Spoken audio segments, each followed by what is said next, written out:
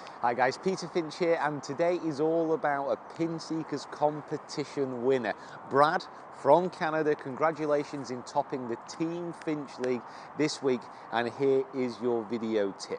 Now, you were specifically asked about working on different things within the swing to stop a flat takeaway and a flat swing plane.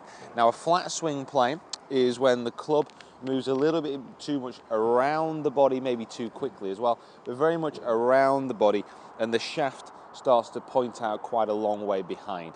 Normally at the top of the swing, this leads to the left arm being quite low, kind of pretty much across the chest line rather than the shoulder line, the club pointing out behind.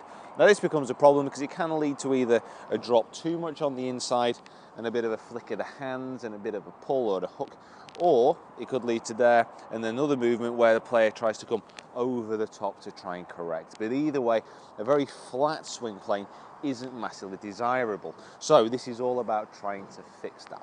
Now there are a number of different drills, a number of different kind of swing thoughts that you can have.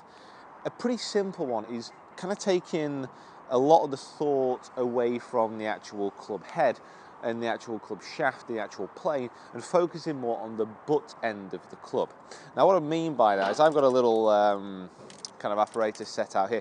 Normally this is, again, this is a great drill, by the way, for stopping a bit of flicking the wrist while chipping, just in case it hits the side. It's a totally different kind of prospect there, but this is more to do with flat swing planing. Now if I get set up here, just with a sandwich, I'm going to go straight down the range pretty much over this basket here. If I have a very flat swing plane, my club would move pretty quickly on the inside, and at this halfway point, the butt end of my club, and you can see the extension of the shaft here, is pointing quite a long way off to the right of my target. And if I carry on like that up to the top, at this halfway stage, my butt end of the club and the shaft is more pointing out and across my target line. And then at the top, you can't really see much there, but it's not quite pointing in the position that we want it to be in. So we're kind of coming here a little bit too right, a little bit too right. Now you can really focus and work on the butt end of the club to try and see exactly where your swing plane is actually getting to.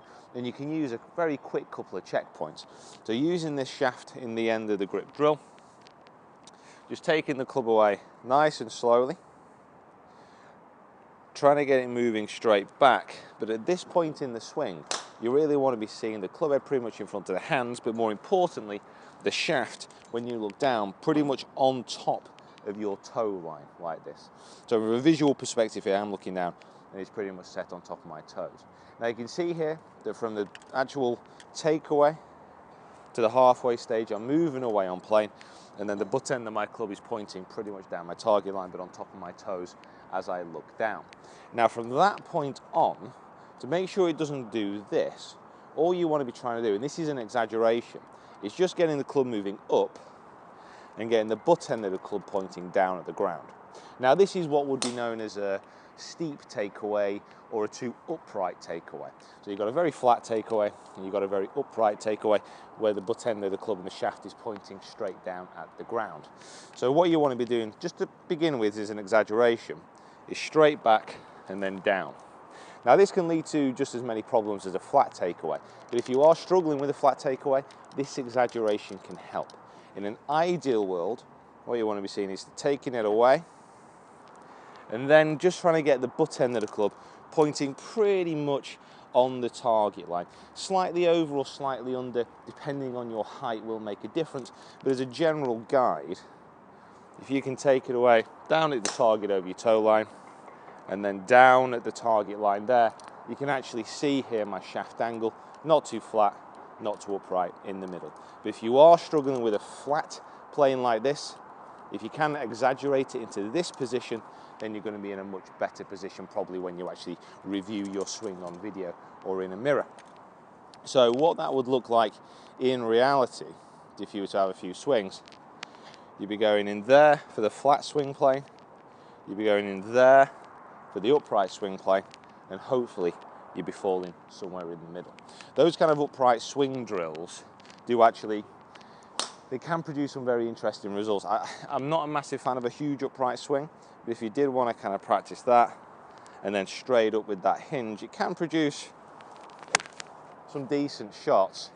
slightly on the thin side there, but it can produce some okay shots, but you are better being a little bit more on plane.